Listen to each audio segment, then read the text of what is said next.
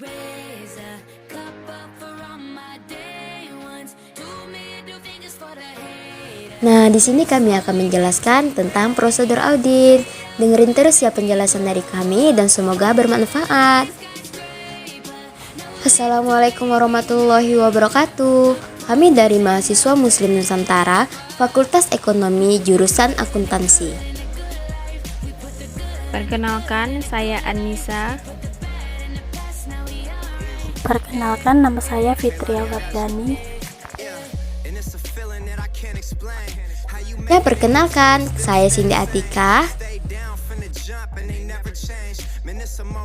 Dan nama saya Tria Maulina.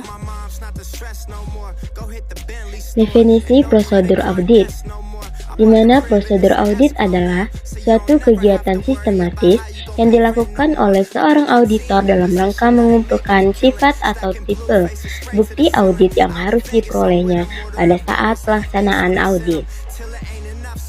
Dan di mana mekanisme prosedur audit terbagi menjadi 3. Yang pertama, persiapan, kedua, perencanaan, dan ketiga, pelaksanaan. Dan di dalam tahap persiapan, mana sebagai auditor untuk mencapai prinsipnya yaitu hemat dan tepat waktu, maka seorang auditor harus melakukan sebuah persiapan. Dan jika akan melakukan atau melaksanakan sebuah persiapan, harus dilakukan dengan peninjauan jenis audit berdasarkan pemeriksaan apa yang harus dipilih agar efisien. Di mana jenis audit berdasarkan pemeriksaan ada 3, yaitu pertama audit finansial, 2 audit operasional, 3 audit ketaatan. Dan juga siapkan lembar kerja agar sistematis. Yang kedua adalah perencanaan. Perencanaan audit meliputi pengembangan strategi menyeluruh, pelaksanaan dan lingkup audit yang diharapkan. Sifat lingkup dan saat perencanaan bervariasi dengan ukuran dan kompleksitas entitas, pengalaman mengenai entitas dan pengetahuan tentang bisnis entitas. Dalam mekanisme perencanaan, ada beberapa hal yang harus dilakukan auditor, yaitu yang pertama, tahapan awal atau observasi. Yang kedua, menentukan pelaksanaan ruang lingkup pelaksanaan jenis audit. Yang ketiga, penentuan sampel.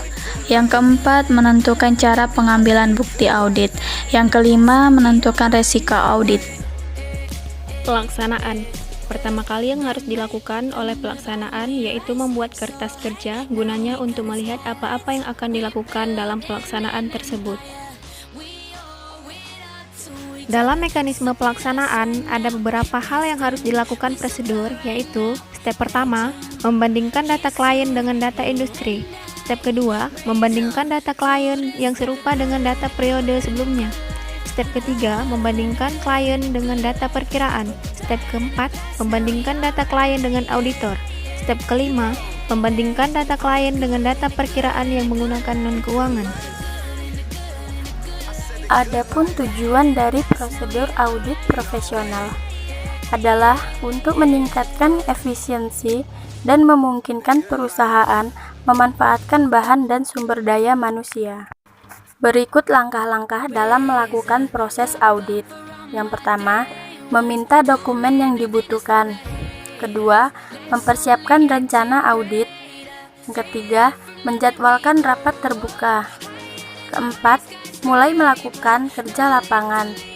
Kelima, menyusun laporan. Dan yang keenam, menyiapkan rapat.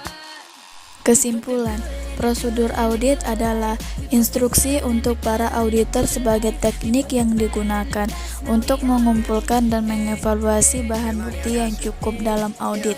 Prosedur audit pada saat di lapangan biasanya meliputi yang pertama kegiatan inspeksi, yang kedua pengamatan, yang ketiga konfirmasi, dan yang keempat penerimaan keterangan dan lainnya. No credit card debts no more. I bought the crib and it's an escrow now, so you don't never have to worry about how you gon' pay rent no more. I put my team